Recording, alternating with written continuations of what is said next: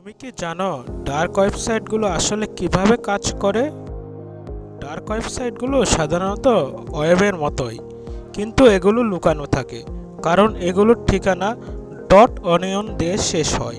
এই সাইটগুলো টন নেটওয়ার্কের ভিতরে থাকে, যেখানে প্রতিটি সার্ভার একে অপরকে এনক্রিপ্টেডভাবে সংযুক্ত করে, তাই এগুলো সার্চ ইঞ্জিনে দেখা যায় না। এই সিস্টেমের মূল উদ্দেশ্য ব্যবহারকারীর পরিচয় গোপন রাখা, তাই অনেক সাংবাদিক, গবেষক বা সাইবার বিশেষজ্ঞ সিকিউর যোগাযোগের জন্য এটি ব্যবহার করে। কিন্তু এখানে অনেক ঝুঁকিও আছে, কারণ অনেক অপরাধমূলক ওয়েবসাইটও একই সিস্টেমে চলে, তাই শেখা যাবে ব্যবহার করবে আইন মেনে। এটা ছিল ডার্ক ওয়েব সিরিজের তৃতীয় পর্ব।